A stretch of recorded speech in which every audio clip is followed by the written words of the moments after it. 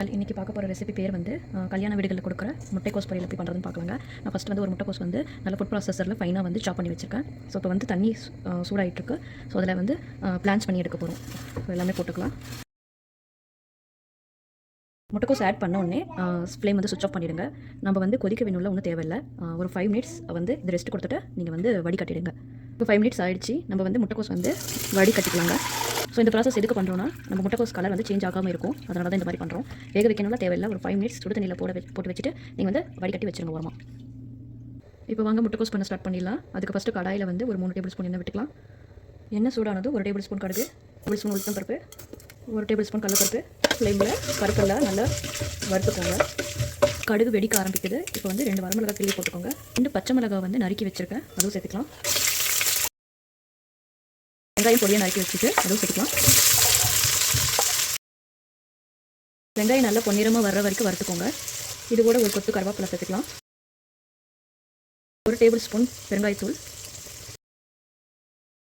கொஞ்சமாக மஞ்சத்தூள் போட்டுக்கலாம்.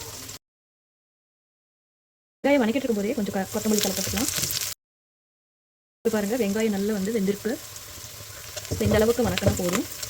லஞ்ச் பண்ணி வச்ச முட்டைக்கோஸை ஆட் பண்ணிக்கலாம். தேவையான அளவு உப்பு சேர்த்துக்கோங்க. நல்லா கலந்து விட்டுக்கலாம். ஒரு 3 டேபிள் ஸ்பூன் வந்து பாசிப்பருப்பு ஊற வச்சுட்டு பிளான்ச் பண்ணி வச்சுருக்கேன்.